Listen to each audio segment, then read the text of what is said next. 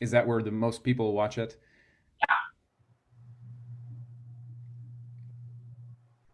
Especially now that a lot of people have gone back to work. And today is election day, so we probably will not have that big of a live attendance, but a lot of people will just watch it afterwards. So. Hmm.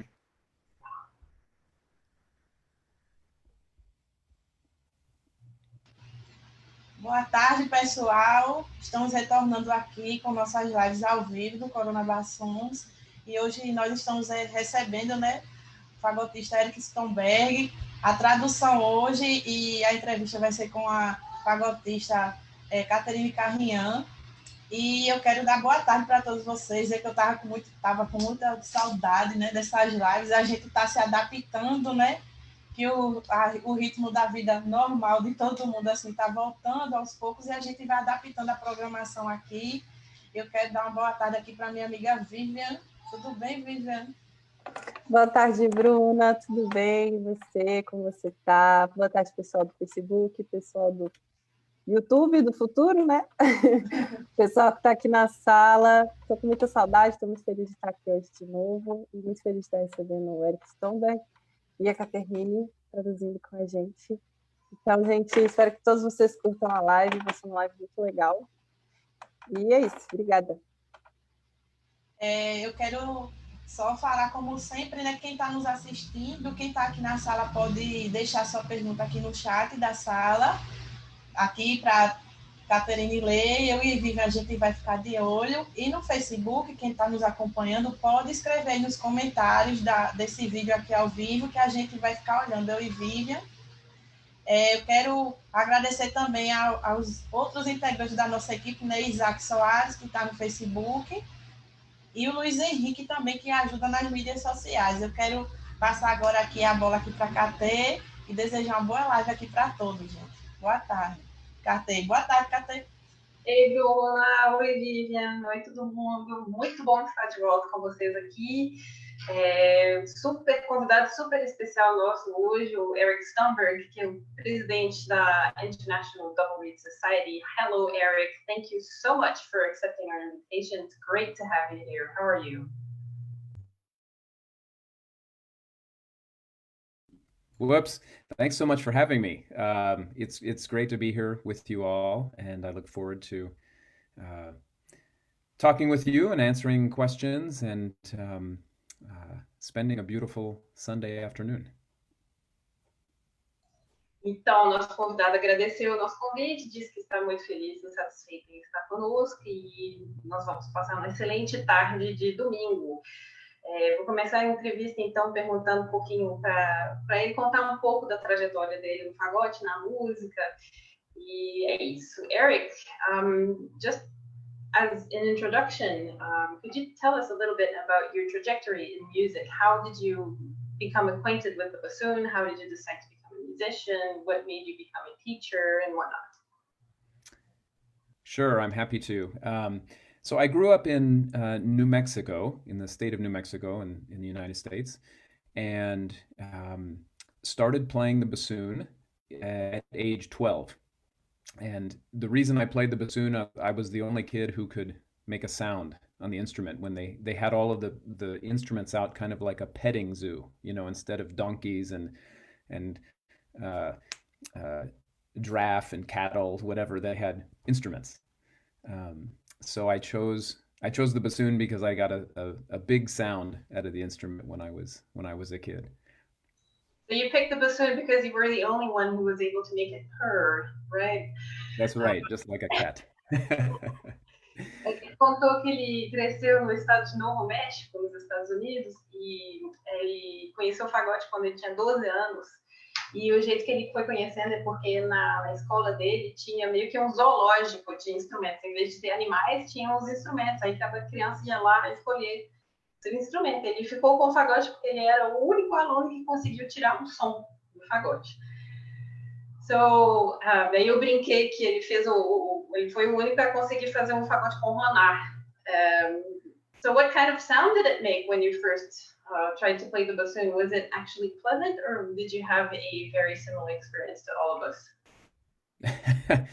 Well, my sister was an oboe player. She was older than me, and I remember the sound of beginning oboe, and the beginning bassoon sounds much, much better, as we know. So, compared to that, compared to my sister's oboe sound, I think it was sounding pretty good. I think it was sounding pretty good. Yeah. That's great. A irmã mais velha dele tocava oboé já. Então ele se lembra, né, diz que lembrava muito bem de como é o som de um oboísta iniciante, que, sinceramente, todos nós sabemos como é que soa isso, e qualquer iniciante do fagote fica melhor do que esse som. Então foi menos sofrido para a família ter um fagotista iniciante do que um oboísta, aparentemente.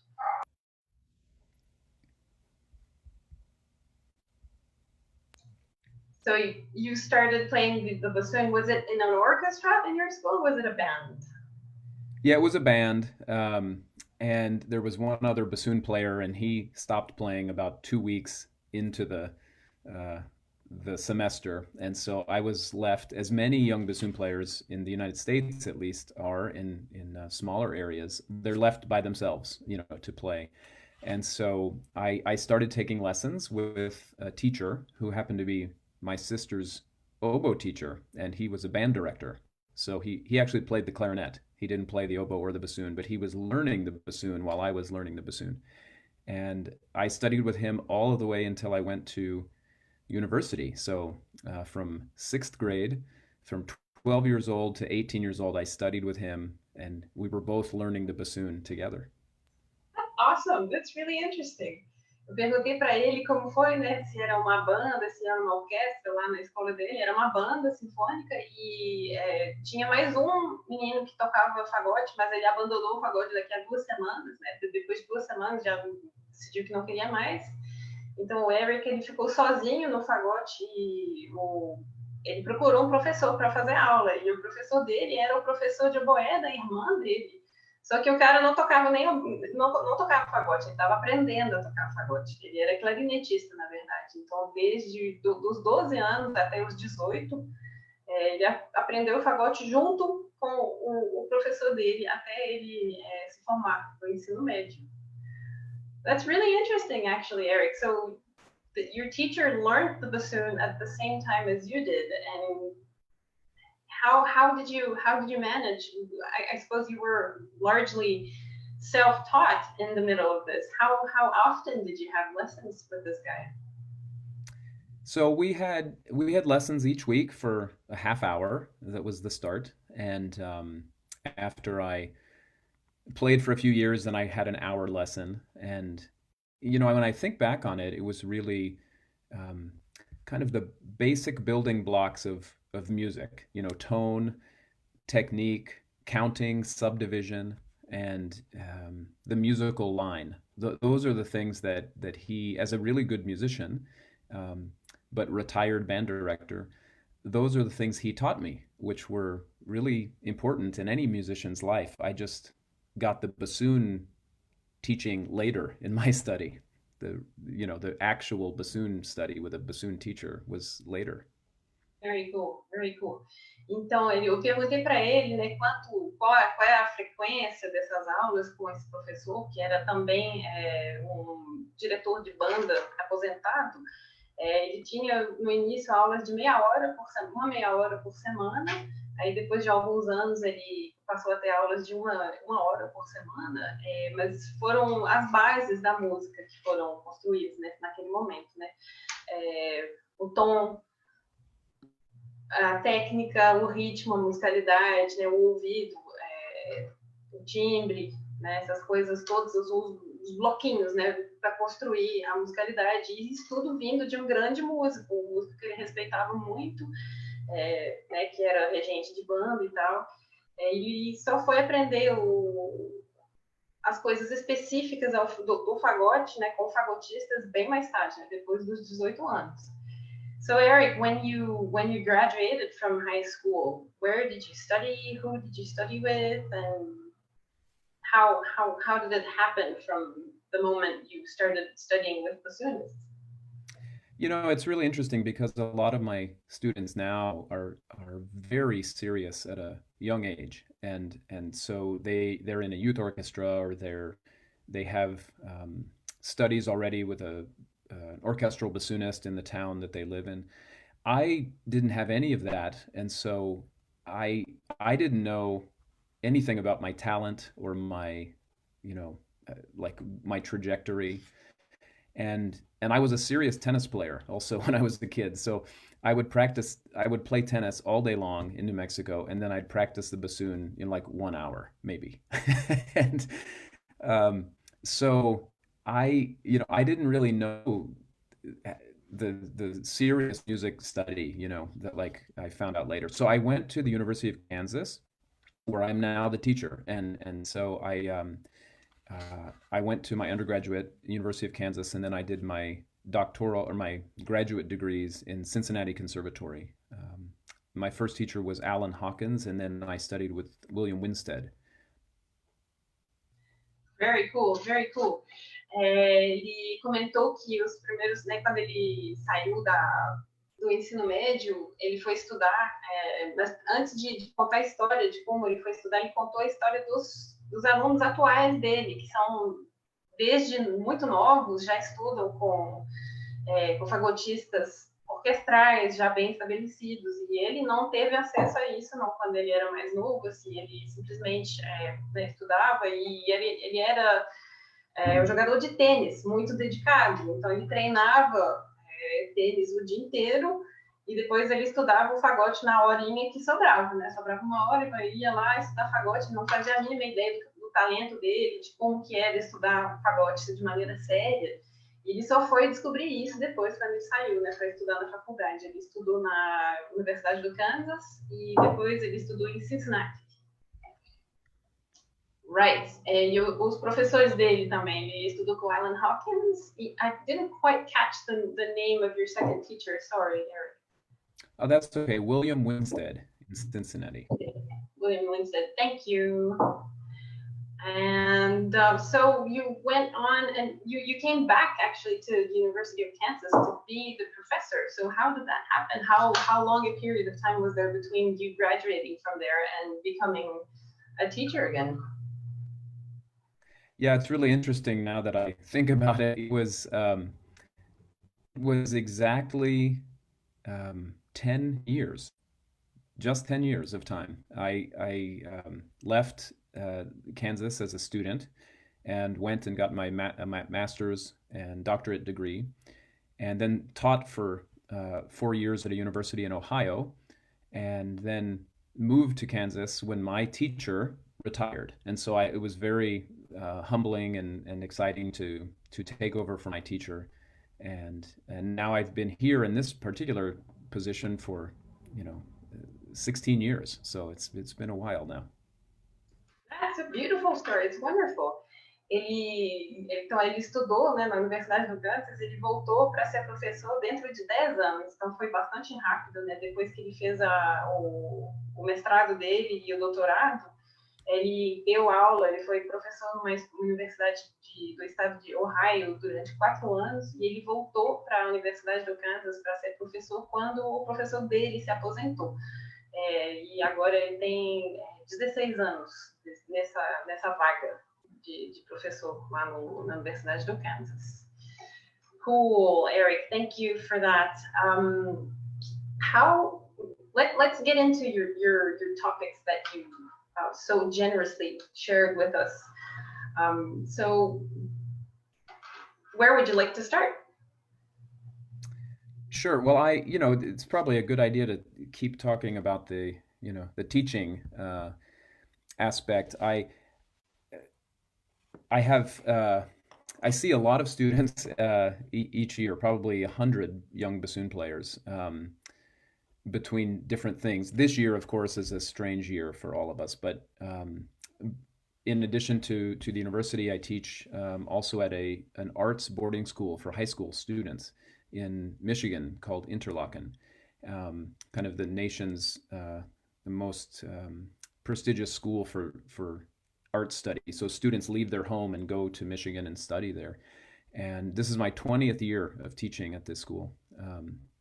And so normally I'm on a plane every week or every other week, flying back and forth and back and forth. And of course, like most of you, I haven't been on a plane since February, so it's a very strange time. But all in all, I'm very fortunate to teach students, young high school students, 13 or 14 years old, all the way to doctoral students who are about to start a professorship somewhere, who are 29 or sometimes 30. So I thought I'd talk a little bit about that background and how it affects me, and what it does, gives me in terms of joy and excitement. Yeah. Excellent, excellent, thank you.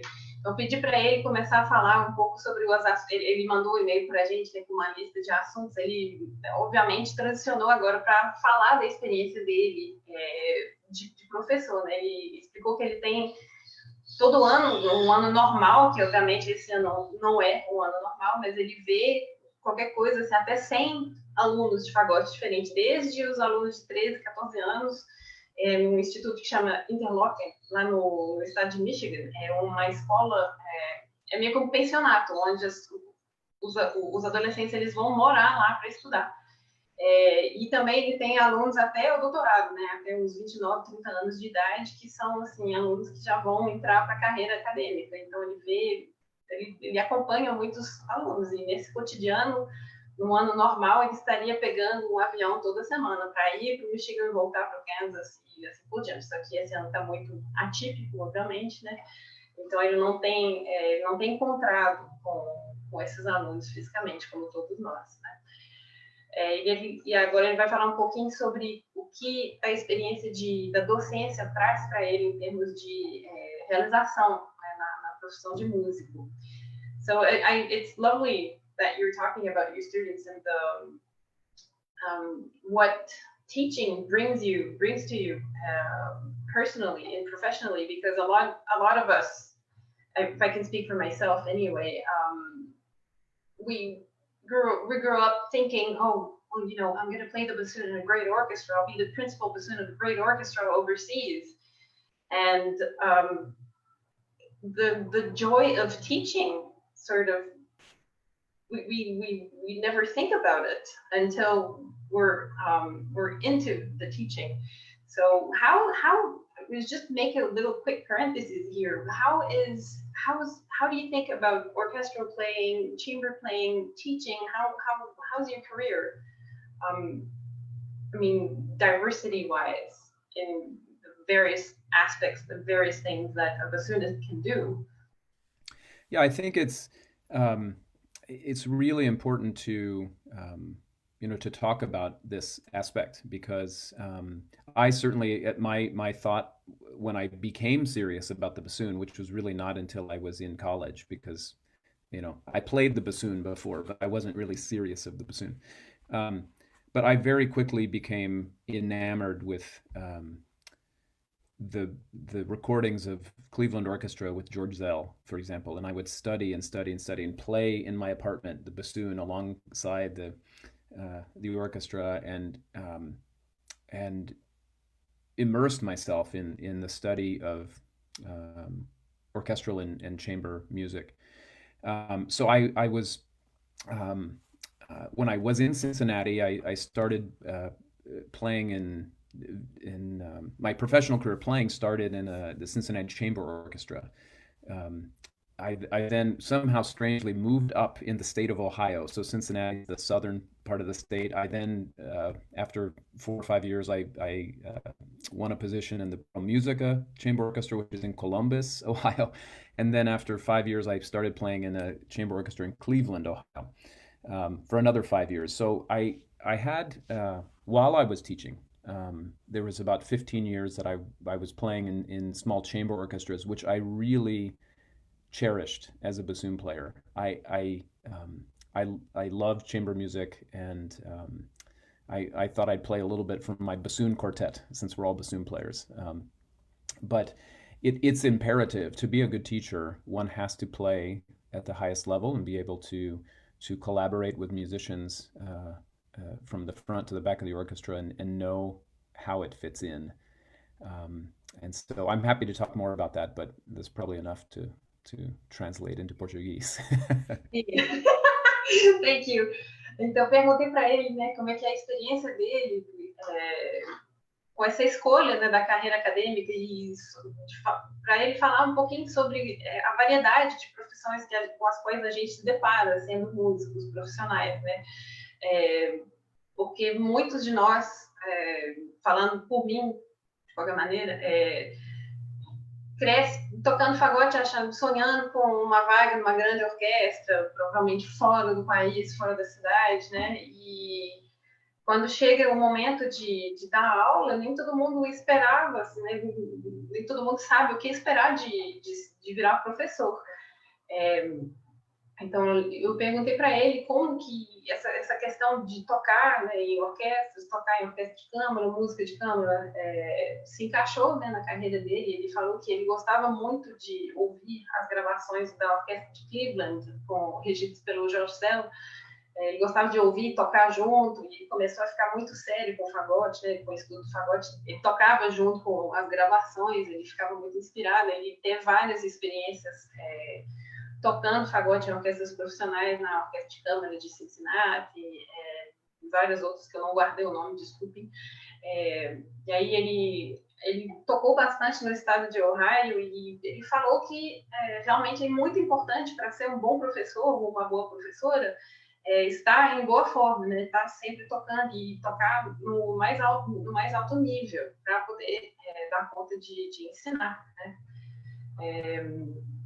All right, Eric, I think I hope I didn't cut too much away from what you said. I think I managed to compact it into Portuguese now.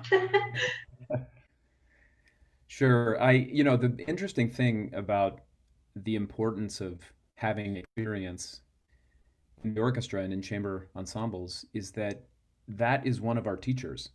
The ensemble itself is one of our teachers, as you know well. There's no other way to learn than to sit there and to realize what it means to come in pianissimo with the cello in the beginning of the Hebrides Overture, the Fingal's Cave Overture of Mendelssohn.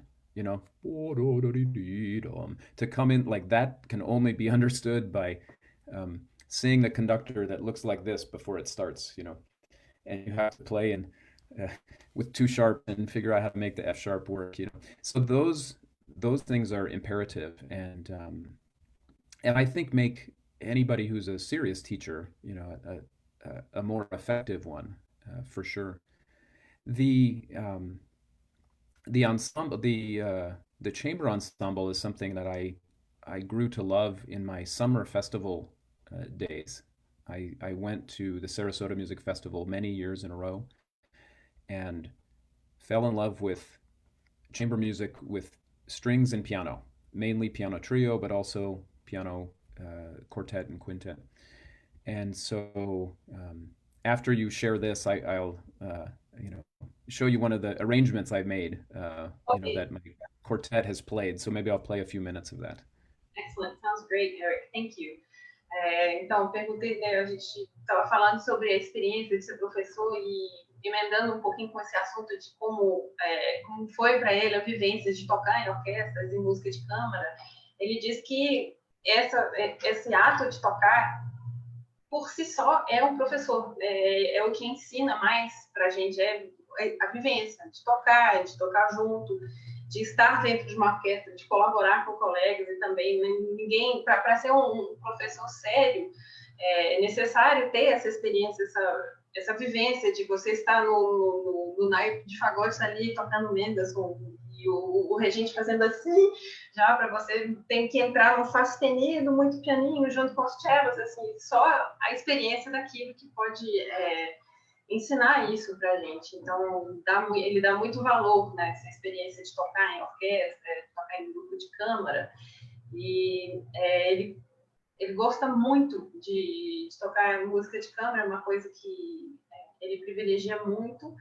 E ele vai tocar agora para a gente, vai compartilhar um pouquinho de uma gravação de um arranjo que ele fez para um grupo, acho que um quarteto de fagotes. Is it a bassoon quartet you're going to share with us, Eric?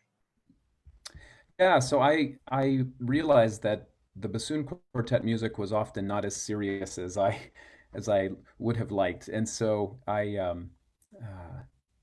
this is after I had done my research for my doctorate degree on the music of Victor Bruns, a German composer who wrote many quartets and sonatas and concerti.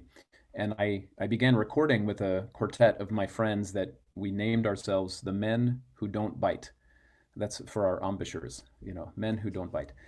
Um, and so I started arranging pieces of Debussy, Schubert, Dvorak, and this is just a little bit of the Schubert, the variations of the Trout Quintet, the variation movement, which Very people cool.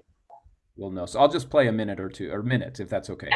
Let me just introduce that to our Portuguese-speaking friends. Okay. Só resumindo um pouco o que ele falou, ele disse que ele sim arranja muita coisa para quarteto de fagotes. Ele tinha um quarteto de fagotes que chamava Os Homens que Não Mordem, em referência à embocadura. E às vezes a turma não era tão séria quanto ele gostaria que fosse nessas experiências, aventuras de gravação e ensaios, mas ele acabou fazendo muitos arranjos. Isso depois dele ter feito a pesquisa de doutorado dele, que foi sobre o compositor alemão Victor Bruns, que escrevia muita coisa para conjuntos, né? E agora ele se aventurou, né, a arranjar peças de Debussy. Ele vai compartilhar aqui um certinho do quinteto A Truta, de Schubert.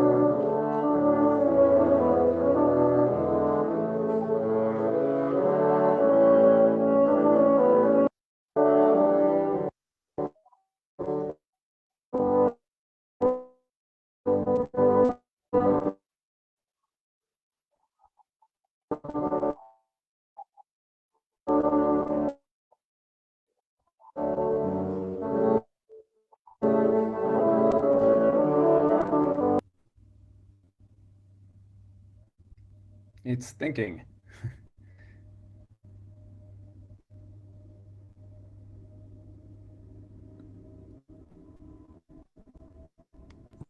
Eric, Okay, maybe we stop there. yeah, I think it might be a good idea to maybe share the link with Bruna. Maybe it'll be easier for her to share the screen. Would you like us to try that? Oh, yeah. Perfect. I put it in the chat. Ok. Bruna, ele vai colocar o link do vídeo no chat aqui para outra pessoa compartilhar a tela. Eu não vou saber fazer isso, lamentavelmente. Eu faço. Tá bom. Chegou. It must not have come through.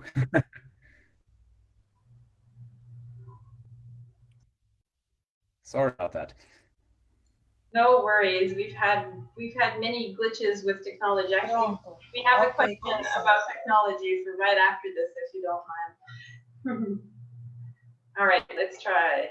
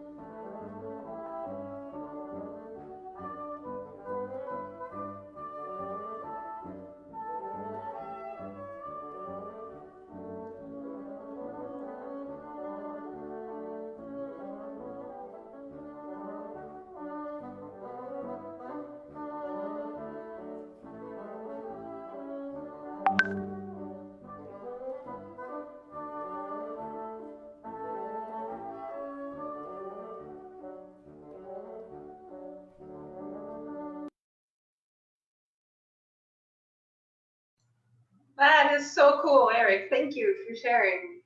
Those are some mean high notes you put in there, huh? Yeah, it springs up to fa if you heard it. I did.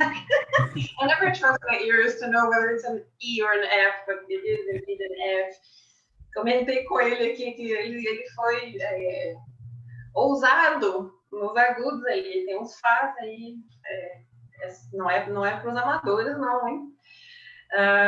Very cool, Eric. Thank you for sharing that. We were talking briefly about technology, right? Because we had that little glitch with the screen sharing. How's your experience been teaching remotely? I assume that you've been doing that rather a lot. That's a question from Bruna, actually. How's your experience with remote teaching? Yeah, it's gotten a lot better. I think when we started in the spring, I was teaching 25 students a week between the two institutions. Usually, I travel to Interlaken twice a month or so to teach. And so I see the students for a serious time there, but when everything went online, I saw everybody every week. So we, worked through increasing the microphones quality. And, what I have found, I would say, is that the technology is better, and we're figuring out how to use it better. But still, if I want to hear the specifics of what a student is doing, I have them record themselves before and send me the recording so that I can analyze, and then we can meet and talk together, which I'm sure a lot of teachers, are doing with their students. So I'll stop there and then go on, a little more. No, that makes sense. Thank you. A Bruna perguntou, pediu para perguntar para o Eric como é que tem sido a experiência dele de dar aula remotamente, online, usando o computador, porque é uma novidade para todos nós, né? E ele disse que a experiência dele tem melhorado bastante desde o princípio da pandemia, né? Lá em março, abril, quando começou o confinamento, era todo mundo muito confuso, né, com o uso da tecnologia, mas o que ele tem gostado de fazer é de pedir para os alunos enviarem, as gravações para ele poder analisar antes.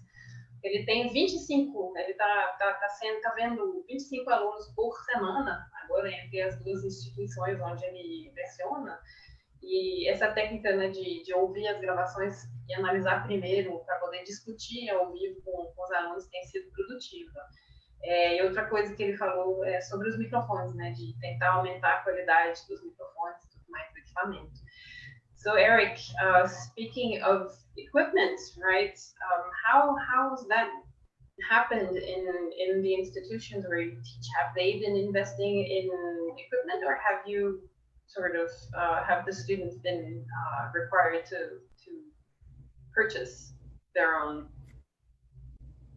So in terms of, there's two separate things. One with recording themselves, and then reed making is very challenging, of course, in this situation. So but the university has purchased some professional microphones that are in a room where students can sign the room out, or we assign them the room. And then there's an hour break in between every student, so the aerosols can be taken out of the air with a purifier and things like that. And in those rooms, there's a computer, that's connected to a better audio setup. And so that there's a handful of those rooms. I teach also some lessons in person, but in a big rehearsal room, with many air purifiers. It sounds like a hurricane while you're teaching, But the students certainly like to be in person if they can. Ok, interesting. Thank you. Perguntei para ele, né, como é que está essa questão dos equipamentos, né, se ele teve que investir, se os alunos tiveram que investir pessoalmente. Aparentemente, o que ele contou é que a instituição, a universidade, a própria universidade investiu em algumas salas, poucas, né, 4, 5 salas onde tem um equipamento de áudio melhor que um celular, né? E são salas que os alunos podem reservar. Aí vai tem a aula lá, aí depois deixa 1 hora vazio com purificadores de ar para remover aerossóis e tudo mais, para ter certeza que não vai ter contaminação de um aluno para o outro. E também tem tido aulas ao vivo, né, em pessoa, só que em salas muito grandes e cheias de purificadores de ar. Ele diz que soa como um furacão, né, para fazer aula, mas que os alunos têm gostado bastante de encontrar ao vivo, porque um dos maiores desafios de ensinar no momento é a fabricação de palhetas, né? Como é que você ensina uma pessoa a fazer palheta remotamente? Eric, so just talking a little bit about reed making, aside from the fact that testing somebody else's reed is absolutely out of the question nowadays, how do you teach reed making online? So I think there's obviously two aspects of reed making. One is, for new students making the blank.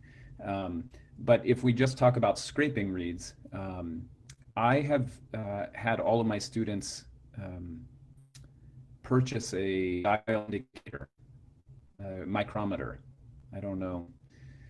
No sé en español what you call this thing, but or Portuguese, but you probably know what I'm talking about, yeah. So what that helps with, of course, is to give students who are somewhere, micrometro, okay, micrometro, is to give them some parameters of what's acceptable with scraping. So, but what I do a lot of is I have these things we call a post-it notes here, these things. So a lot of them will be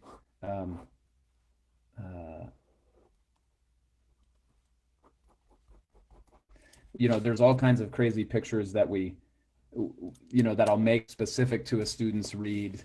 I've uploaded a lot of these pictures to the kind of learning management systems that our different universities and schools use. One is called Blackboard, where you upload pictures and information and recordings, and the students can see them. I'll often log on the Zoom call with my iPad and use it as a whiteboard to draw. Because what I have found is for students, it's much more helpful to see the action of the teacher writing on the board in real time versus just a picture.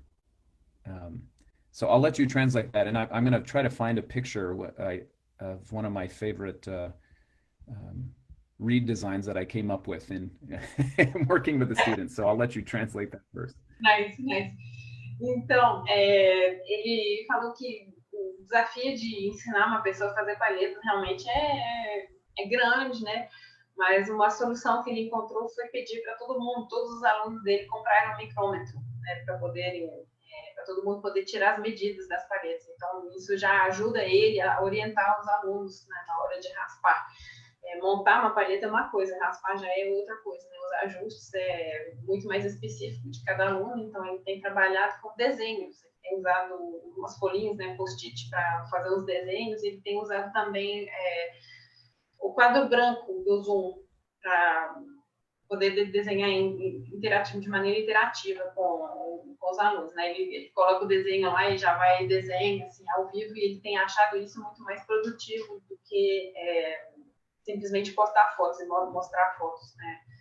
Ou mostrar desenhos que ele já fez. Então, ele acha muito importante essa questão de fazer ao vivo, né? na hora, desenhar na hora. Ele vai mostrar agora o desenho preferido dele, que ele fez nesse período. Let's see the picture, Eric. Let's see the drawing.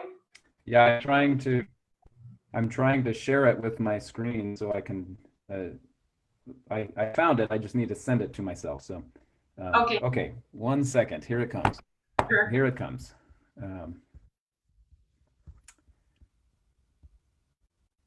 I didn't realize that it was going to turn out this way, but we were talking about places to scrape on the reed specific to intonation to make the half whole notes more flat in pitch, lower in pitch.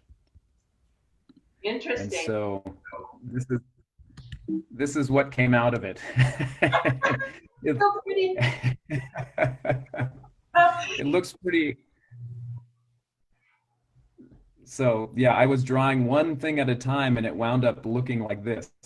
This was about the channels and working to blend between the middle third and the front third. This was to make the lower notes flatter in pitch. You see here this F sharp. That I work with students on those notes to lower the pitch of those notes. We scrape in between this section and that section. So anyway, it looks like a creature. It's a very cool creature. Estou explicando aqui que esse desenho é o que resultou, né, de uma dessas sessões de desenho ao vivo com os alunos. Ele estava explicando onde raspar a palheta para abaixar a afinação dessas notas de mil furo, por exemplo, um Fá sustenido, né? Ele está achando graça que o desenho ficou parecendo um bicho, né, uma criatura. That's really cool, Eric. Thanks. That's a nice drawing. You could print that out and have it framed and put it on your wall. Modern art. That's right. On my next CD. Yeah, my next CD will have this picture. Cool. Excellent. So yeah, making do with getting used to technology, right? To lesser personal contact with students and more sort of technological tools to get through these weird pandemic times. Right. I'm not sure. I think I got lost in the topics here. Where should we pick up the topics from? We were talking about reads. We were talking about reads. Maybe the last thing I'd say about technology is it's really allowed us to come together as a international community like we're doing now, and certainly we'll talk about this later, but I of course have a lot to share about our international society if people are interested in hearing about that. But having been so fortunate to make so many friends and colleagues around the world in my work with the IDRS, this time has allowed us to connect and to bring those people into my studio to meet the younger students. And as terrible as it is that we can't get on a plane and go see each other, that's been a nice byproduct, I guess, of the pandemic is that we're finding ways to connect and stay connected. For sure. Comentou aqui, né? Eu fiquei um pouquinho perdido com os assuntos que eu não estava encontrando. A Vivian salvou e mandou aqui, depois eu vou retomar o fio da conversa. Obrigada, Vivian. Comentou um pouquinho sobre esse estado das coisas, né, do mundo, que a gente não está conseguindo se encontrar pessoalmente, mas que nós estamos encontrando jeitos, né, de ficar unidos, de se encontrar, ainda que virtualmente. E a IDRS, né, a International Double Read Society, tem feito parte desse processo, né, inclusive com a conferência online que aconteceu no final de julho. So Eric, I'm sorry, I got lost in your topics here. I couldn't find them. Vivian sent them back to me now, and we were talking about reads, and I just looked at the topics that you sent, and you said you wanted to talk about tonguing. I think that's a good connecting point with read making. What do you think? Yeah, it absolutely is. The reason I thought I would talk about articulation, which is not such a sexy topic, we have to say, it's, but for me, I've realized now after reflecting on my own path, that articulation for me really began to make sense when I studied string playing and when I studied the the genres of the piano trio and how the sound is gained. And so what I think of, we can talk specifically about what the bassoon player does with their tongue. But I think it starts with a concept, just like any other musical decision. And so I think young players or inexperienced players really have to start with an understanding of bow strokes. What does it sound like? And this goes back to playing in the orchestra. If you see what happens when somebody plays the up bow, it has a sound, and the down bow has a different sound.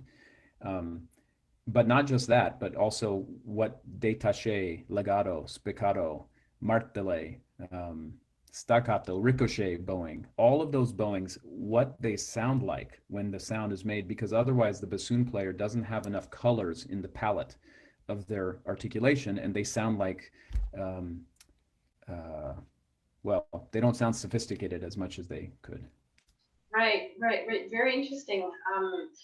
Perguntei para ele sobre articulação, né? Que ele havia me adiantado que ele gostaria de falar sobre articulação, e ele se interessou por esse assunto quando ele foi estudar arcadas, né?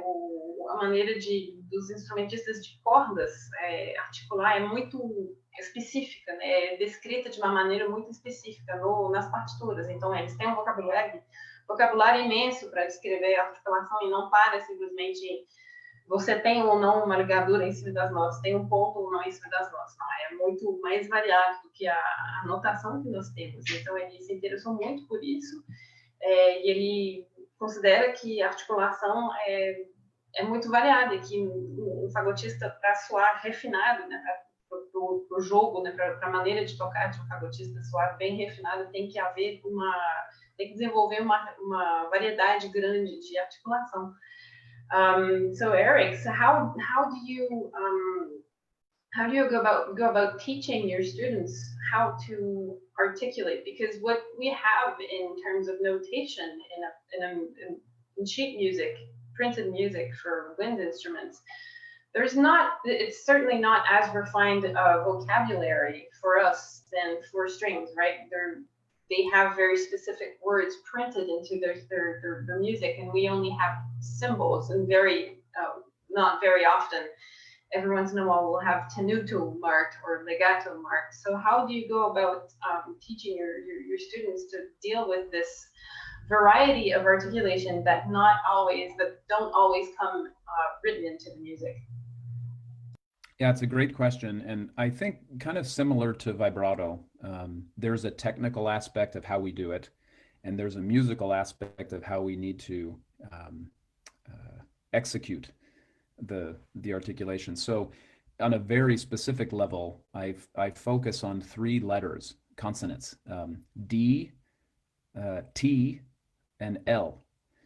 And then I put a vowel after that. So the hardest accent, the hardest tonguing we have is ta with a T, with the tongue. And then in the middle is da with a D, and the most legato is la. And so those are really specific strokes with our tongue that even the youngest students can kind of understand and hear the difference in the sound. And the reason that I bring up string playing is that, of course, they can see what's going on. They can see how much it's bouncing or which direction it's going, and we have to articulate only from a concept of what's going on inside. I've often wondered if we could stick a like camera in the nose and see what happens, but that might be kind of gross. And so yeah. Yeah, I'm sorry to interrupt you. That's quite a lot of information. So, eu perguntei para ele, né, como que ele ensina para os alunos dele sobre articulação, né, sobre essa variedade de articulações que nós devemos ter para tocar bem. E aí ele foi falando, né, que tem 2 aspectos, né, como um pouco como no caso do vibrato, que tem uma parte técnica e uma parte musical. Então, na parte musical, técnica para a gente, que é instrumentista de sopro, é um pouco mais difícil, bem mais difícil, né? conceber a articulação e visualizar, porque se você está tocando violino, violoncelo, você vê, né, o que acontece quando você articula. Você sabe a direção na qual o arco está indo, o quanto está quicando, por exemplo, né? Sabe, dá para enxergar. Quanto que quando a gente está tocando, a gente precisa articular, desenvolver essa técnica toda a partir de conceitos muito abstratos, né?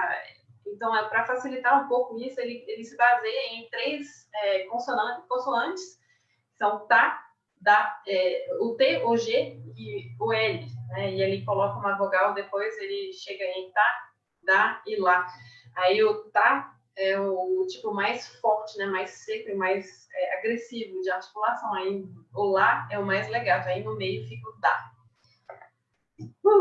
All right, Eric. I think I got that. Sorry about that. Yeah. So to continue,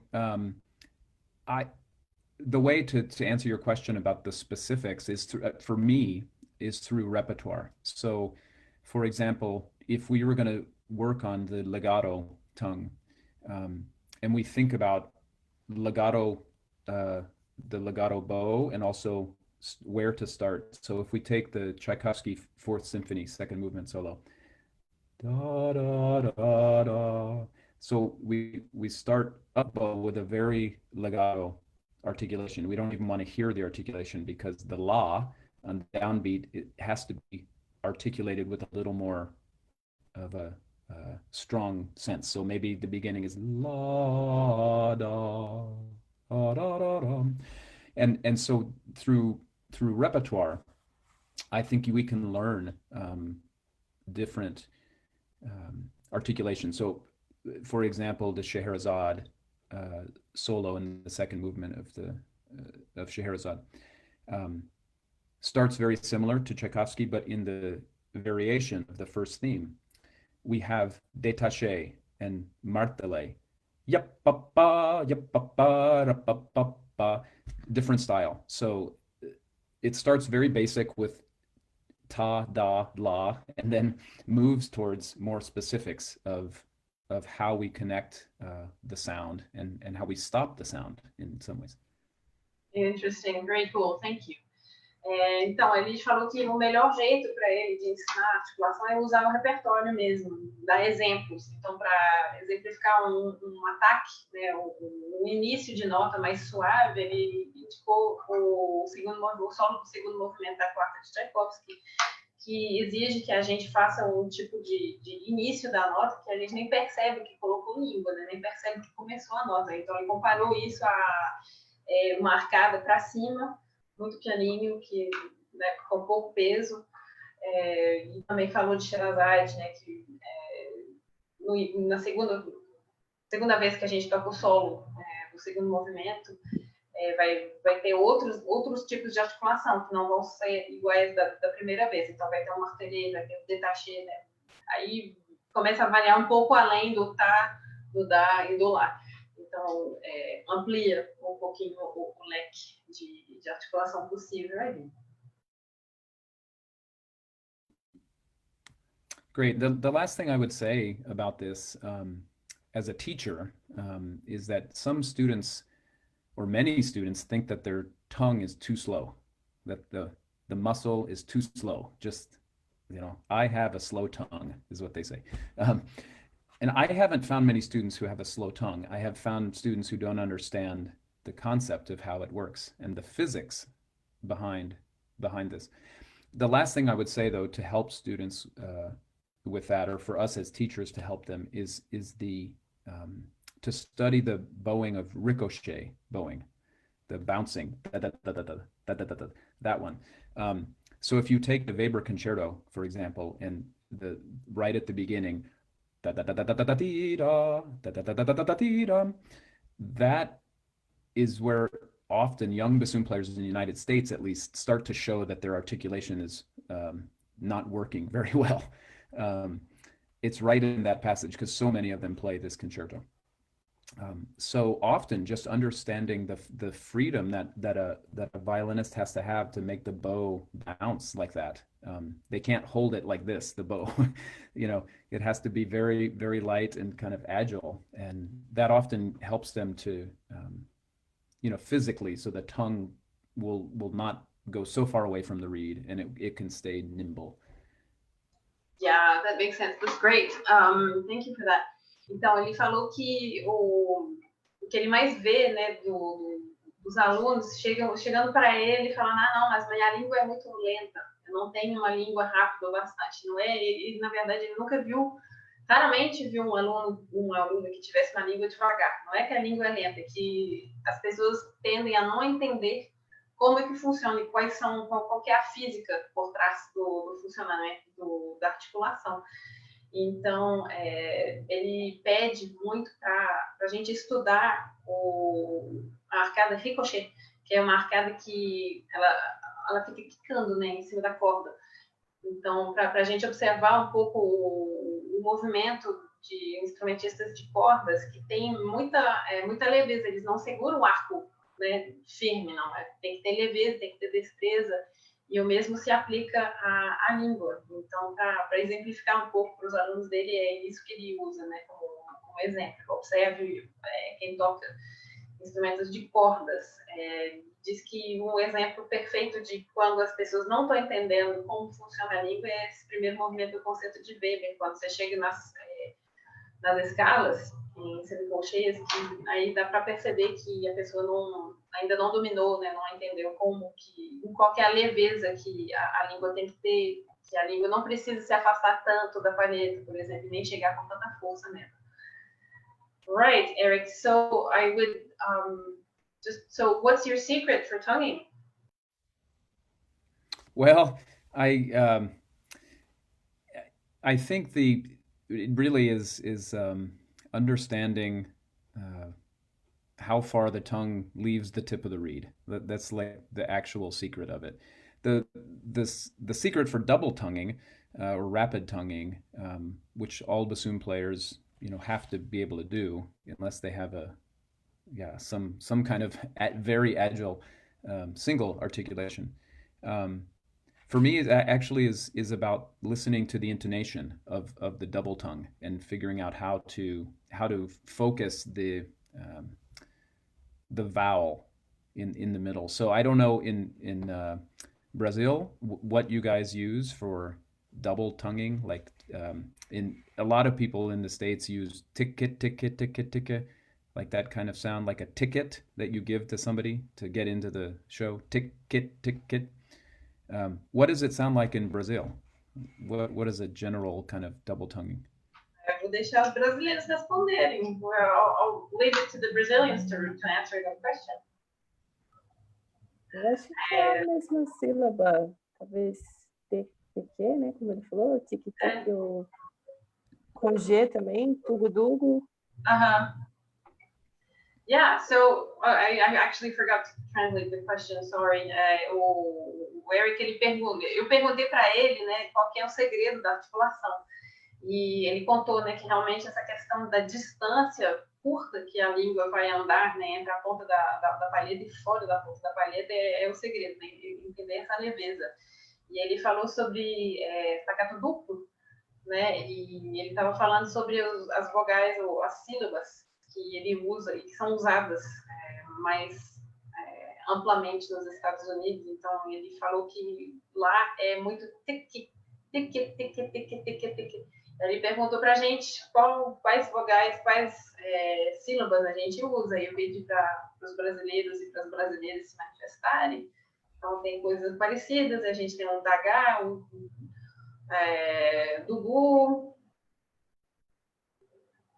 What do you say, Eric? Dagá, dugu. Yeah, some of those. I think it's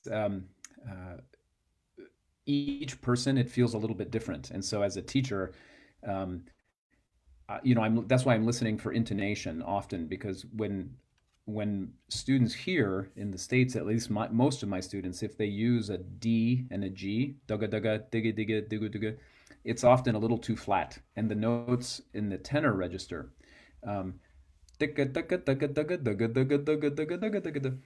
are too flat. And so they don't speak very well. Um, the only thing I wanted to say about this is I change the vowel, so it might sometimes be ticka ticka ticka ticka ticka ticka ticka ticka ticka ticka ticka ticka ticka.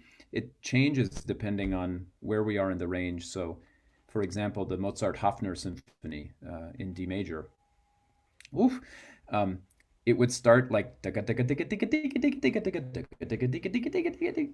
It would change as it went along, and so just like single tonguing, I think any student can learn to double tongue. They just have to understand how it works. Yeah. Excellent. We'll see if that saves me an Hafner. Thank you. A gente perguntou para ele a resposta que ele tem sobre essas vogais, né, essas sílabas que a gente exemplificou, né, da H, do U. Ele falou que realmente muda, dependendo da consoante que você vai usar e dependendo da sílaba, da vogal também. Então, ele diz que geralmente, para ele, uma combinação de H vai fazer algumas notas soarem muito baixas, por exemplo, na quarta de Beethoven, né, na região tenor do fagote, vai ficar tudo um pouco baixo. Então, ele prefere usar uma sílaba um pouco mais aberta, não tiqui. E aí ele exemplificou, né, que vai mudar a vogal, né, dependendo do excerto, dependendo da região do fagote. Eu achei super interessante. Ele exemplificou lá, falou da Sinfonia Hafner de Mozart, que é assim, meu terror desde sempre, eu acho que não só meu. Ele fez de um jeito ali, eu vou tentar, vou experimentar isso, tomara que funcione. Right, Eric, that's brilliant. Thank you very much. And just one last thing about double tonguing. You said that you think everybody can learn double tonguing. That's great. Actually, I need to translate that. And you mencionou também que ele acha que todo mundo consegue aprender o staccato duplo, que não é nenhum bicho de 7 cabeças. E agora eu vou perguntar para ele sobre a coluna de ar, na questão da articulação. So what about airflow in this question, or specific question of articulation? What's your concept of air column and airflow and support? That's a great topic. In general, I would say just the articulation that bassoon players need to function as bassoon players, that rapid articulation. We should be tonguing on airflow, so that the two systems sometimes get in a problem with each other. But the air support is a separate system. It's like in the car you have in old cars you have a carburetor, now a fuel injector, and you have a spark plug that creates a spark so that the gas can combust. And they're not influenced by each other. They each have a job to do, and it's the same with air and the tongue, because what happens a lot of times is that students end up their air kind of pulsates when they're trying to tongue more quickly, and so I am a very big believer in that we have to understand the concept of tonguing is that there's a term in English called stop tonguing, which has a bad connotation. And it's a sound that we make that's like puck, puck, puck, puck, puck, puck, really short, nasty kind of sounds that nobody wants to really hear. But we have to be able to do that while our air pressure is still on. So I spend a lot of time with this with students, figuring out how to keep the air pressure. And sometimes I'll, with the reed in their mouth, or a reed in my mouth, I'll put my tongue in the reed and show, the pressure that's in the mouth, not behind my, back in the throat, to help them. That's a lot of stuff. I'll stop there. Yeah. Thank you. Então, eu acho que eu perdi um pouquinho o fio da meada aqui, mas resumindo, né, ele falou sobre que para ensinar, para aprender uma articulação, é necessário a gente entender, o conceito de articulação, e ele diz que tem que articular em cima da coluna de ar, né? O ar vem primeiro e a articulação vem junto. Mas que o ar e a articulação são sistemas independentes que acabam, às vezes, se atrapalhando. Então, nosso papel aí de não deixar uma coisa atrapalhar a outra, né? E ele diz que várias vezes os alunos dele, o problema que ele percebe é que o ar fica pulsando, né? Quando vai tentar articular o ar, eles param de soprar, né? Para e volta, para, volta, para, volta. E aí, esse entendimento que ele tem, que a gente tem que passar, é que o ar tem que continuar a fluir, tem que ter pressão dentro da boca sempre. Então, ele demonstra, né, colocando a palheta dentro da boca dele e fazendo a pressão adequada para ele soltar um som. E ele abre aqui no lábio para mostrar o tanto de pressão que já está tendo na boca e não na garganta, né? Que a pressão ela tem que estar mais para frente, mais perto da palheta. I didn't talk about the cars because I didn't understand nothing about cars. So I just jumped.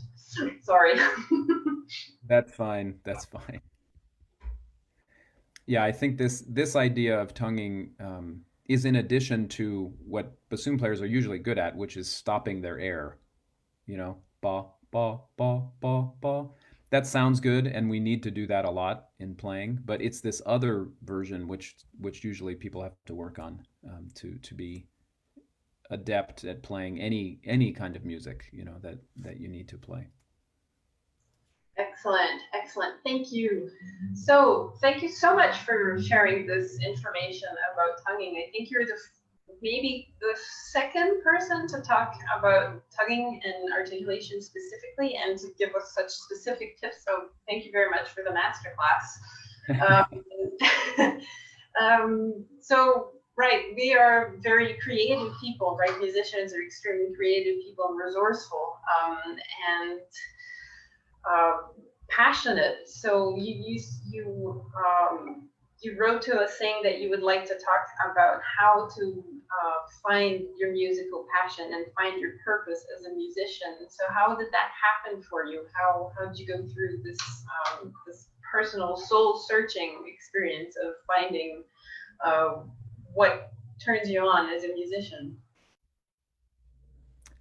Yeah, I think we spend so much time in school, in conservatory, focused so much on winning a job. You know, that was my focus, like in, you know, learning excerpts, learning concerti, and and we don't often think about how we sustain that job, how we sustain our careers or our lives, or and I think most of us who then, you know, are professional musicians realize there's much more to giving back to the musical community that we're in or to society in general than just playing the bassoon and being able to play excerpts and solo works that we've studied.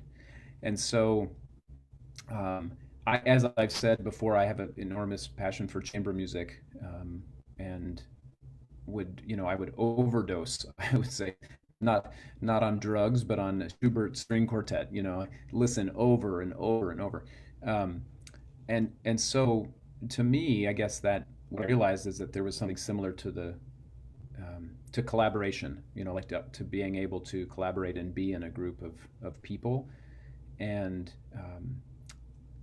but what I ultimately realized is that we all have talents that are outside of playing the bassoon, whether they're helping with financial documents, or whether it's helping with grants writing, or whether it's helping with audio engineering, recording.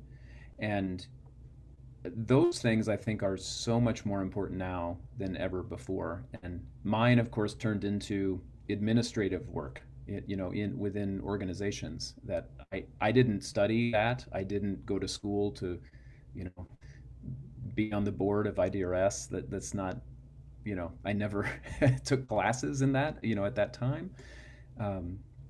But I think it's important for people to seek those things out, because it will help you to meet so many more people, but also to give back to the profession. Thank you, Eric. That's wonderful. Thanks for sharing. Eu perguntei para ele, agora andando um pouquinho nos assuntos, né, sobre a paixão musical, né, o propósito, como é que ele descobriu o que ele gostava de fazer, como é que ele está caminhando, né, na vida dele, o que faz sentido e como ele encontrou, meio que dando de exemplo para a gente, né, como encontrar a paixão musical. Ele começou falando sobre o tanto que nós ficamos em escolas, né, na escola, na universidade, no conservatório, e o foco é encontrar um emprego, né, conseguir um emprego, conseguir uma vaga, ganhar uma prova, só que pouco esforço não faz parte da nossa educação aprender a manter, né? O que fazer com isso depois. Não, pronto, eu entrei numa grande orquestra agora, o que eu faço com isso? Como manter essa paixão viva, né? E ele disse que muita coisa, além de tocar fagote, né? Tocar fagote é o principal, é um núcleo, só que o que é mais... me faltam palavras. Mas o que faz mais sentido do que apenas tocar fagote é tudo que vem junto, compartilhar, retribuir para a comunidade, né? Retribuir para a universidade, retribuir para quem nos ouve, tocar música para quem vem assistir, que faz mais sentido. E ele falou que, né, como músicos somos pessoas muito criativas, nós temos muitas vezes outros talentos e é importante, né, dar atenção a esses talentos e dar espaço para não ficar assim só soterrado com a música e com o fagote. E para ele, a grande paixão dele sempre foi a música de câmara. Ele disse que ele poderia facilmente ter uma overdose abusar de tanto ouvir quartetos de Schubert. E agora na pandemia, que ele tem descoberto de paixão, né, como propósito também foi essa atuação dele gente, como é que é? Conselho de administração da International Double Reed Society, que ele descobriu uma paixão por essa vertente, né, da música, que é mais administrativa também. Escrever projeto de lei para se inscrever em projetos. Essa parte toda que ele não estudou, né? Ele estudou fagote, ele estudou música, mas essas partes, né, da administração não são coisas que ele estudou, mas ele descobriu que ele tem talento e tem interesse por essas coisas. Então ele avisou, né, e indicou para a gente, né, de prestar atenção nas outras áreas da vida musical, que não apenas tocar, para a gente manter um pouco o fluxo do propósito da profissão. Right, and balance in your life. That seems to make sense to talk about that right now, because there's so many things that a musician does, right? We don't stop at playing the bassoon. Até, eu não queria interromper não, mas eu tinha uma pergunta sobre isso antes que eu perca.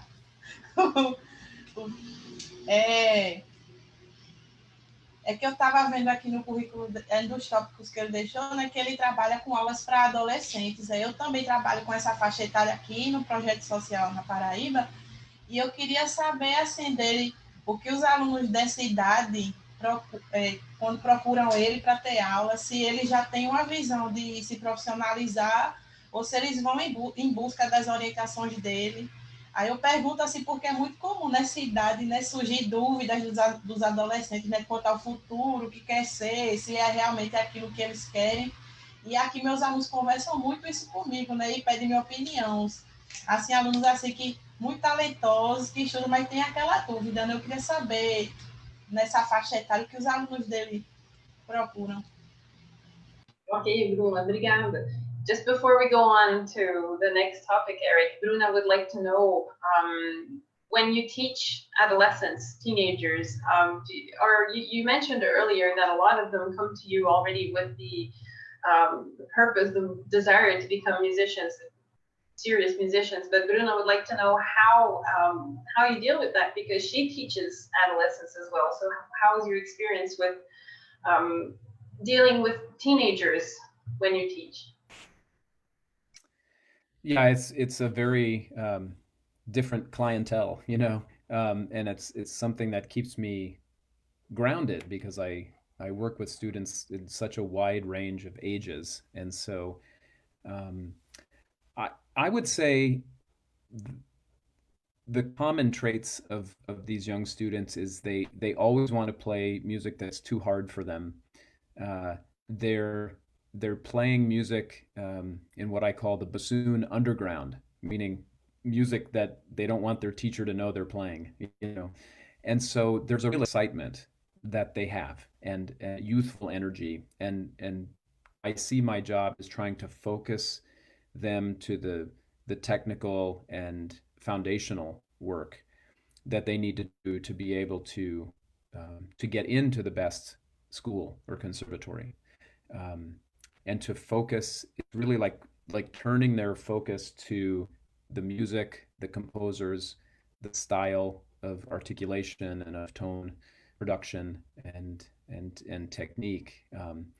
And so it's harnessing the energy and moving it this way, you know, without them noticing sometimes. So Thank you.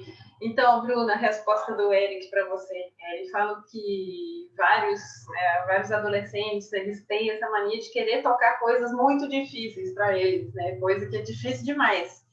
E acabam se esquecendo da base, né? Das bases, as várias bases do fagote. Entonação, produção do som mesmo, articulação, os compositores, né? Quem escreveu a música em si, né? Acaba distraindo. Então, boa parte do trabalho dele com essa faixa etária é realmente tentar dirigir, né? Focar a energia e a atenção dos alunos, né? Sobre as bases e depois orientá-los a escolherem quais escolas vão ser melhores para eles, né?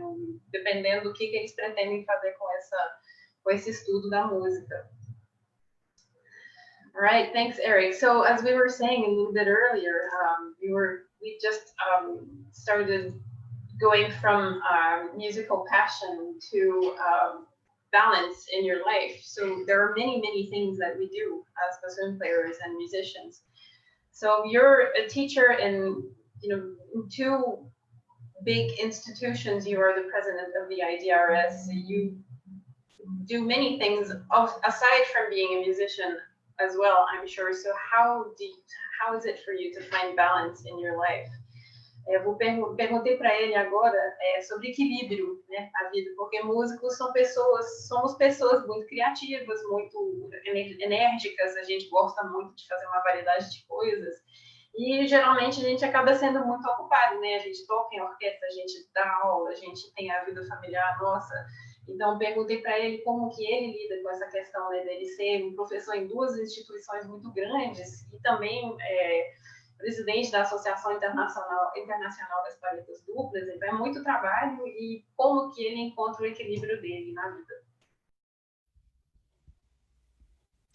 Well, I think it's always a work in progress, trying to find the right work and life balance.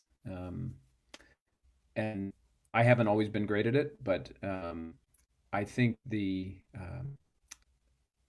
important thing is that everybody has at least one that they do that while doing it, they can't think about the bassoon or they can't think about their reeds or cane, because they're so consumed with that. And for some people, it might be reading, exercising. You know, I like I said before, I'm a tennis player. I also very much enjoy home improvement, like we're building things and fixing things, and it can be frustrating. But what it does is it takes me away from the bassoon and for some amount of time, and I think that is important in terms of creating balance. And so I say often, to my students, you need to find the thing that you can do that doesn't allow you to think about the actual thing you do. I don't know if that twist of words is possible in translation, but Let's try. Então, a resposta dele é que ele gosta, para ele ter um equilíbrio, ele tem que fazer atividades, ele gosta de fazer atividades que não são absolutamente relacionadas ao fagote. Então, por exemplo, ele gosta, né, ele é um jogador de tênis, ele gosta de praticar tênis, ele gosta também de reformas. Aí, realmente, devo concordar, a reforma é muito bom. Ele gosta de ficar mexendo, né, na casa dele, consertando coisas, arrumando as coisas, e são atividades que ele faz com uma naturalidade, ele fala para os alunos dele encontrar uma atividade para eles fazerem que não deixe eles pensando sobre aquilo mesmo que eles estão fazendo, que seja uma coisa que tire a mente um pouco da música e que também não seja uma atividade tão exigente a ponto de eles terem a concentração toda, assim, nossa, estou pregando uma tábua na parede, sabe? Então, de encontrar umas atividades que permitem relaxar, né? Enquanto estão sendo criativos. I don't think I translated that very elegantly, Eric. I'm sorry, but I think it made sense. So basically balance, right? Doing things that are not related to music, that are not related to the bassoon or reed making, just finding things that will make you, that allow you to relax your mind, right? Yeah, that's right. I mean, I think young musicians, end up saying yes to any opportunity to take a gig, to play in an orchestra. We need to say yes to everything. But at some point, you have to think about how you can balance your work and your life. And for my wife and I just have two dogs. We don't have children, but obviously people who have children, that forces itself into your professional life in a way that you have to find balance. And so, but I do find that a lot of students become very stressed and have a lot of anxiety before any of that happens. And so there needs to be discussions about how to, most importantly, be kind to yourself. You have to be kind to yourself and not just constantly do this, because ultimately that is problematic if you can't find a way out of that. Wow, thank you. I think that's really, really important what you just said. Ele falou sobre a importância da gente ser gentil. Eu vou de trás para frente, porque realmente me impactou muito o que ele falou agora, né? A importância de ser gentil, de não ficar se cobrando tanto em tudo que a gente faz. Então, ele estava falando no início da fala dele, dessa resposta, sobre... o que eu vou dizer? Ixi, perdi. A importância... Bom, eu estava falando sobre a importância de ser gentil, né?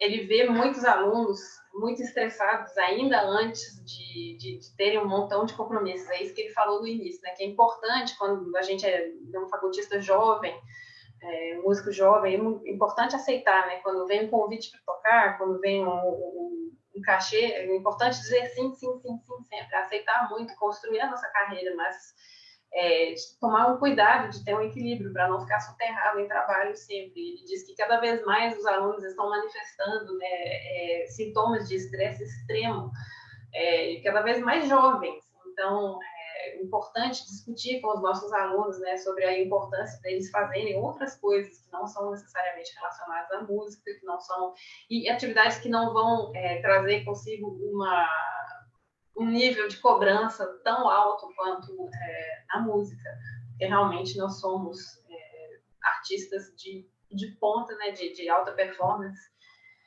de alto desempenho. Então, temos que ter muito cuidado com essa questão, né, da cobrança, e temos que ter gentileza conosco mesmo, com a gente mesma.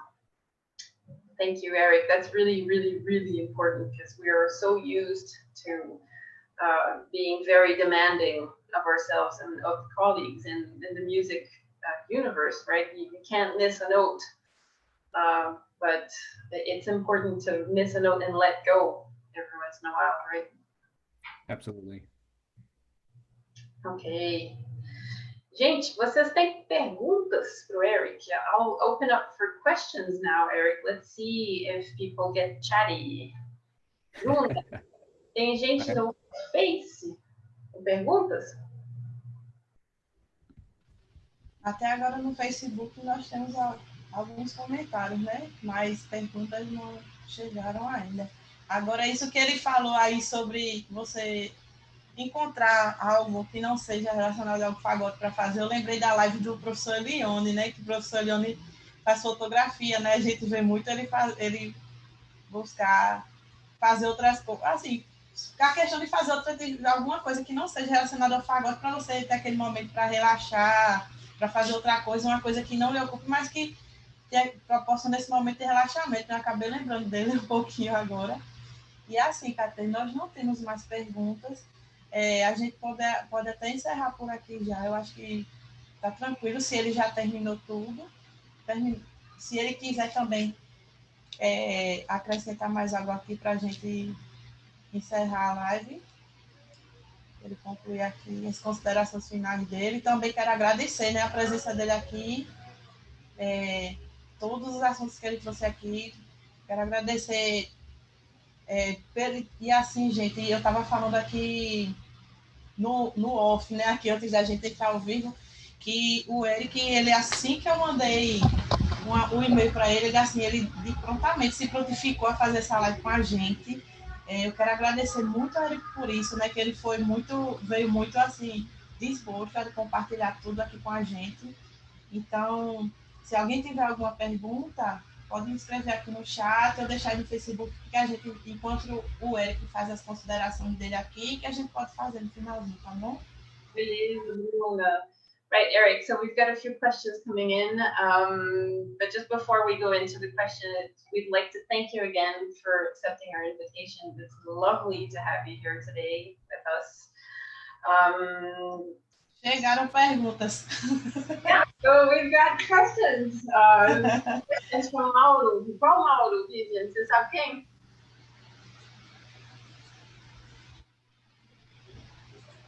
Okay, so we've got a question from Mauro Avila in Rio de Janeiro. He is obviously bassoonist and contrabassoonist, and he's also a repairman.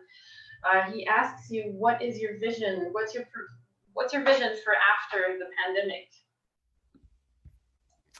Well, I really think that live music and people getting together is going to be sought after, and people are going to be yearning for this. So I think there's going to be quite a celebration of community and of being together and performing together. We all have had many things canceled. I was supposed to be with my colleagues in Ecuador, playing some concerts in April, and of course we're always seeking future sites for IDRS, and so some of us travel around the world when somebody's interested in learning more about it, and so all of those were on hold, but we're really hopeful that somehow we can have our conference in Colorado this July. But I think most importantly, I'm a person of routine and schedule, and so I think it'll be nice when the schedule gets back to something that's a little more reasonable for all of us. For sure. Então, respondendo a pergunta do Mauro aí sobre as expectativas pós-pandêmicas, né? O que vai acontecer com o nosso mundo depois da pandemia, o Eric respondeu que ele imagina que as pessoas vão estar muito sedentas por música ao vivo, por encontros ao vivo, né? Tanto nós mesmos, músicos, né?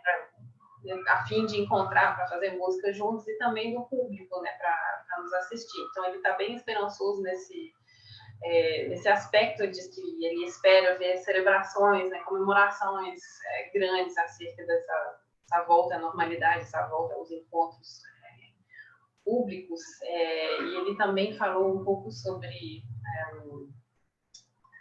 oh meu Deus, tá difícil. Alguém me ajuda, por favor. Tive um branco aqui, tô enferrujado, tá horrível. I'm so rusty. I'm sorry, Eric. This is a little bit more difficult than it was a month ago when we were doing them every day. O que mais que ele falou, Vivian? Por favor, me salva aí. Eu acho que, pelo que eu entendi, ele estava se referindo que as pessoas vão querer estar um pouco mais próximas e vão valorizar um pouco mais a música ao vivo, porque estamos todos presos em casa, infelizmente. Ah, ele falou sobre rotina também, né? Que a vontade de voltar à rotina, de voltar a ter um horário mais previsível, né? Uma rotina mais normal. We have another question. Hang on. A gente tem uma pergunta do Richard, que está aqui na sala. Richard, hello, Richard. Would you Hello. like to ask a question directly? Hello. I can ask direct. You still have to translate. Of course. You do speak Portuguese, so come on, Richard. Mas Eric não entende português. Eric, hello. I'm an American, retired to Brazil, so that's why I'm on this call. I have a question. Over the decades, I have met many bassoonists, and I have met many who have one instrument, one setup that they've stayed with for 50 years. And I've met many who seem to change their instrument as often as they would buy a new car every season. Where do you fall in? And what instrument or instruments do you currently have? And also curious about your reed shape. Let me translate that for our Portuguese-speaking friends. O Richard perguntou o Eric sobre o instrumento dele, sobre quais instrumentos, né, ele já teve, se ele tem um, se ele tem mais de um atualmente, qual que é a importância que ele percebe da marca do instrumento, do modelo do instrumento, e também sobre o molde que ele usa para as palhetas. Thank you, Eric. Well, thanks, Richard. Nice to hear from you and hear the question. I am not a switching the bassoon up every 5 years kind of person. I've had my 9000 series Heckel since 1995, and I don't see that I will be switching it out anytime soon. I've had some interesting opportunities, to try other instruments, which I like quite a lot. The new Heckels that have changed a bit in terms of their bore construction, I like quite a lot, and I've played some that I find really intriguing. But I don't think I can go through another change of instrument. That's my vibe. So my reed design, I would say, is pretty typical American scrape. I use a Hertzberg shaper. I am one of a few who owns a Hertzberg profiling system. So I got the second to last machine that Norman made in the second iteration of them, just a few years ago, actually. So, but all to say, it's pretty typical American scrape, 55 millimeter length and pretty normal wire placement, nothing crazy like my Brazilian friend Ben Coelho, who's got all sorts of funky things going on with his reeds. Great, thank you. Então, a resposta do... Sorry, Eric, were you done? Yes. Ok. Ele respondeu a pergunta do Richard, né? O Richard perguntou sobre o instrumento dele, se ele trocava. Né? Eric respondeu que ele não é de ficar trocando de instrumento a cada 5 anos. Ele tem o mesmo Heckel da série 9000 desde 1995. Ele não se vê trocando de instrumento tão cedo ou nunca. Ele gosta bastante desse instrumento. Ele tem experimentado outros, né? Tem achado bem interessantes os Heckels recentes, mas ele não acredita que vai trocar de instrumento mais, não. Sobre a palheta dele, ele disse que ele usa um molde Hertzberg e uma máquina de perfilar também, uma máquina de... Gente, como é que chama? É uma máquina que tira a casca da cana. também fabricado pelo Stomberg, que é meio que uma raridade, porque ele já não tem mais disponíveis no mercado. O comprimento da palheta dele é 55 milímetros. Ele falou em posicionamento dos arames normal, posicionamento normal, ao contrário, falou jocosamente, né, do colega, do nosso querido Benjamin Coelho, que aparentemente tem uma série de invenções interessantes aí rolando com as palhetas dele. Então, eu tô curiosa. A gente não perguntou para o Benjamin das palhetas dele na live dele, não, né? A gente podia convidar ele de novo. Fiquei curiosa agora. Então, é por aí. E raspagem típica americana, como a gente viu um pouco no desenho que ele compartilhou um pouco mais cedo. Right, so we have another question that looks a bit like this question about reeds and bassoons. We have a question from Aderaldo Campos, who wants to know what kind of cane do you use and what kind of vocals do you like to use? Well, similar to the bassoon, I've had the Heckle vocals that I play on have been the same for a while. So I play on a standard CC2 vocal, and I also have a VCD number 2. Those are the two that I generally use. I have other things to play if I have to play the symphonic dances of West Side Story or something, and play something like that. There's another vocal that's in the box somewhere that will come out, to play that with the saxophone. But as for cane, I start from tube canes. So I was using a lot of Gonzalez cane for quite a long time, and then for me, the quality changed. So I shifted to Medir cane, the Spanish cane, and also a French cane that Justin Miller, who owns a reed company here in the United States, that he brings over or has sent from France. But I guess those three are the main ones that I have been using.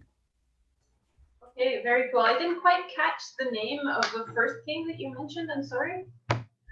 Oh, Gonzalez cane. Oh, still didn't catch it. Sorry. Can you write that in the chat? Sure. Yeah. Então, enquanto o Eric coloca no chat aqui o nome da primeira cana que ele mencionou, que eu não consegui entender. Gonzalez. Tá.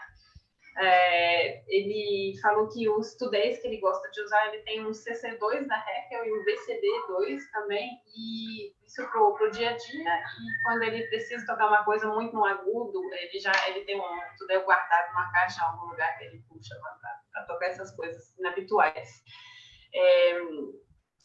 Aí ele falou um pouco sobre as canas que ele gosta de usar. Ele gosta de usar ele tem usado a Gonzalez, tem usado também a Medir, uma cana espanhola, e também uma cana francesa que o Justin Miller, que é importador e vendedor de acessórios para fagote nos Estados Unidos, que ele importa da França.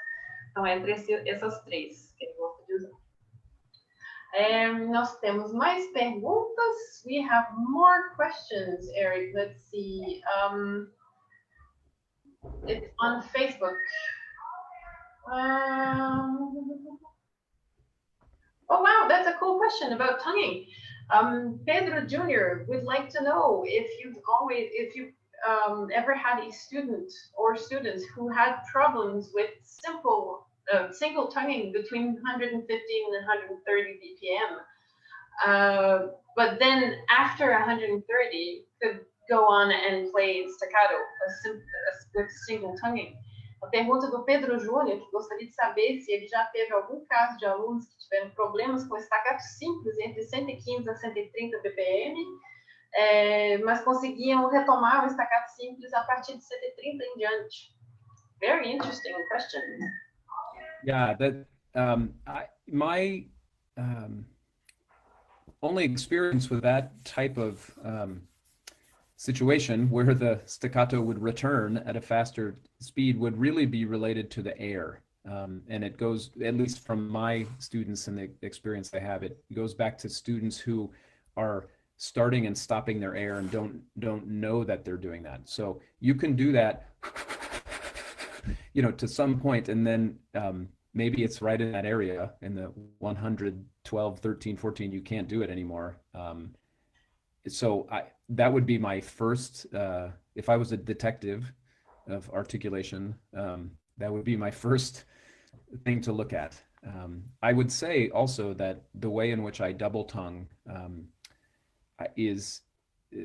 could be engaged at any point. So I teach that with my students too. So they should be able to double tongue at 80 beats per minute or 160. It doesn't matter. And working on the stroke to make it beautiful and clear would hopefully be able to take over wherever the double tongue or wherever the single tongue stopped. Very interesting, Eric. Thank you very much. That'll be very useful for all of us, I think. A resposta do Eric sobre esse problema, né, do staccato parar em determinada velocidade e retomar um pouco mais rápido depois, é que se ele fosse um detetive de articulação, ele chutaria a primeira